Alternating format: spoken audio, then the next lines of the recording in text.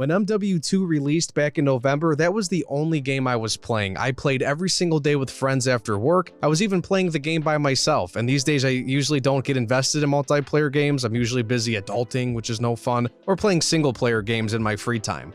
But this was a COD game that was my style. The Modern Warfare games have always been my favorites in the franchise, and after playing the 2019 game, which I loved a lot, I was hoping MW2 would build off that success, which I believe it has in some areas. It's continued on some themes and some ideas from the first game, like Gunsmith. However, the content being provided quickly grew stale and stalled out after the first 4 to 6 weeks. Season 2 was delayed to February 15th, which really disappointed me. I'm honestly tired of the maps. I know they did give us 10 with the game and the addition of 2 old maps, which we've had before, Shootout and Shipment. And yes, some of those maps are technically larger if you're playing Ground War or Invasion, but still, the maps do kind of bum me out because they all look the same. They're all from the Warzone/DMZ map. Now, from the developer standpoint, I'll agree, it's a smart idea to chop that map up in the smaller ones and sprinkle it in the regular multiplayer. But come on, why are there no additional maps? To me, it just seems lazy. So first impressions are very important, and while I was impressed initially with this game, I've lost all momentum when it comes to wanting to play right now. It's a struggle to want to play every single day, and for the last couple of weeks, I've kind of went back to playing Rocket League and some other single-player games and whatnot, occasionally hopping on this game for a couple of games when my friends are on. The game has a ton of content, don't get me wrong. I will always praise them for having Warzone and DMZ, but there seems to be a lack of focus with regular multiplayer right now, which is still my favorite.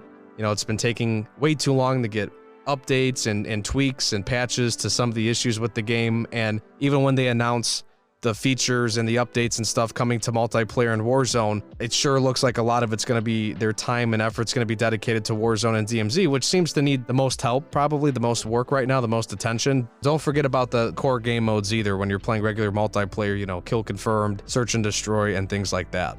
And I hope to see more details for DMZ updates as well, because I actually like that more than Warzone. I mostly want to focus on multiplayer in this video, but I want to throw a few comments in real quick about Warzone and DMZ and why I don't play these game modes more, because I really want to. However, I think with Warzone, it just has too many players on the map. I know this map is huge, and I'll give this game credit for being a battle royale game. You know, the fact that you could go in most buildings and just how many buildings are in these areas, you know, these named locations, it is very impressive, and it is possible to hide and duck and cover and figure out a plan while trying to avoid the enemy and not get sniped in the head as you're walking down the street. But I really don't know why 150 people are allowed into the game. And something I really haven't liked is the fact that I've been in some matches where I'm halfway through the game and there's still like 80 people trying to get into one of the smaller circles, and it's just total chaos, and a lot of times you die instantly. It's impossible to slowly sneak into the zone because the odds are there's 5 other teams around you on the side of the circle you're on or trying to get into, because again, it's just, there's too many people on this map. And some people I've seen complain that the player limit in the lobby should be 200 instead of 150. I totally disagree. I would bring it down to 100, because trying to fit that many people in a lobby is challenging and not needed, because that's another issue I've had too, where the game is taking forever to start because it's looking for all the people, or it's half full. You know, there's 80 or 90 people in it either. So what's the point if the lobbies are struggling to be full, or then they're packed to the brim and then people are struggling to play the game in the way it's meant to be played, you know, gathering loot, getting into the circle, strategizing, trying to find the best positioning for the final fight in, you know, when you get to the final circle. But most importantly, I'm really frustrated with DMZ. I think the mode is great. It's a great idea. It's a breath of fresh air in Call of Duty, but it needs some tweaks. And my biggest issue is the AI soldiers. The entire map is occupied by AI, and it's very annoying. And what I hate most is that when you spawn into a game, they're like right near you. And no matter where you're at, you know, they could be guarding a random gas station. And I'm not talking just 2 or 3 guys. I'm talking there's like entire squads or a mini army that's just chilling out at a random village or a random shack or a random gas station. And honestly, it doesn't matter if you're a new player looking for loot for the first time, looking for guns and supplies, or even if you're all decked out. If you get swarmed by them, there's a good chance you're dead, especially if you're playing by yourself or you're playing with a bunch of randoms and your team just goes off and does their own thing, then you might not have backup. And the time to kill is also absurd. To me, armor plates don't matter. They are so irrelevant in this mode. They're important to have, obviously, but I could throw 3 armor plates on if I find like the armor bag, and it doesn't matter. Those plates are decimated within a few seconds in any gunfight with these AI soldiers, or even with actual people, and I think you can make that same argument in Warzone too. And I've also seen people complain about the lack of cash and loot that can be found throughout the map, and I totally agree. It is completely difficult to find guns, especially in Warzone. And it's funny how I always find the same kind of gun, the Kastov or the Vaznik 9K submachine gun. The game launched with 51 total weapons, and of course then they added a few more during Season 1. There's no reason why I should be finding the same gun every single time in a loot box or even off of enemy soldiers.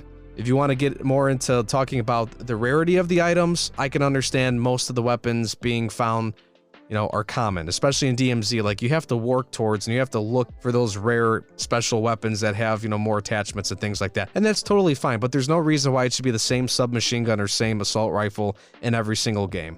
But let's shift the focus back to regular multiplayer. And I'll be positive for a moment. The amount of game modes and the guns are great. Again, that is the thing I'm always going to compliment this game. Having a campaign, having regular multiplayer, having DMZ, having Warzone, you can't really get bored of the game when it comes to what they provide you.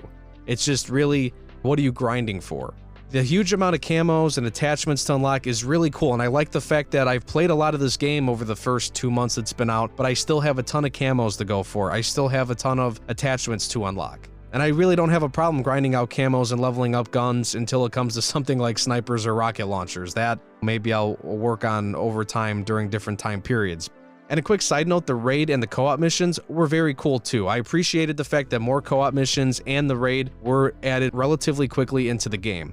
And like I said, the first 4 to 6 weeks of this game were great. They added content, it wasn't stale, I was enjoying it. However, I do have one complaint about the guns and the leveling up. I don't agree with having to level up each gun a certain amount of times to unlock the ability to put attachments on it. At this point, I have most of the attachments. Why can't I at least have the ability to put a red dot sight on? There's no reason to have to use a bare bones gun when I'm level 223 and have most of the attachments unlocked at this point. Still quite a few to go, but enough magazines or enough grips, especially enough sights where I should be able to put a red dot or a scope on a gun. Despite the huge amount of weapons, attachments, and camos to unlock, the game can get boring pretty easily. It is just a rinse and repeat cycle. I wish COD would do more live events like in games such as Rocket League and Fortnite. Like setting up some kind of event with a theme that comes with challenges that allow you to unlock rewards. Those could be other camos, weapon charms, XP tokens, and hey, maybe don't be afraid to allow people to earn a new operator or some new skins for the operators. The Season 1 Battle Pass was decent. I don't think it was the greatest Battle Pass in the world, but you do get a fair amount of things. But it's annoying that you can't ever earn anything by just playing the game. Everything has to be cost-based. You always have to spend $30 on a Battle Pass. You have to spend $15 or $20 on packs in the store. And it's ridiculous that the game only offers 3 daily challenges. Remember the challenges in Modern Warfare 2019? They gave you daily challenges and missions. Each mission would give you a set of challenges, usually from what I remember, 7 to 12 different challenges within that mission to complete. And you would earn rewards for each challenge like XP, a charm, calling cards, sprays, stuff like that. Then at the end, you would unlock something big once you completed that entire set of challenges for that mission. And that reward was usually a weapon blueprint. The developers put so much effort into making themed content for items in the store, like soccer players, some anime stuff. During the holidays, they had Christmas stuff, and all kinds of things like that. They'll make themes for an entire set, for an operator, for guns, and things like that. But there's never anything for the sake of gameplay and for the sake of keeping people interested in logging into the game day after day without having to pull out their credit card.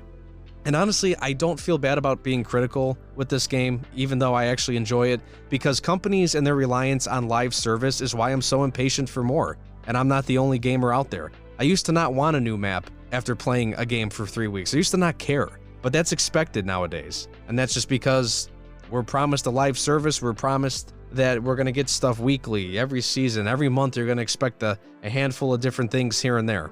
But unfortunately, nowadays, live service is rarely lived up to.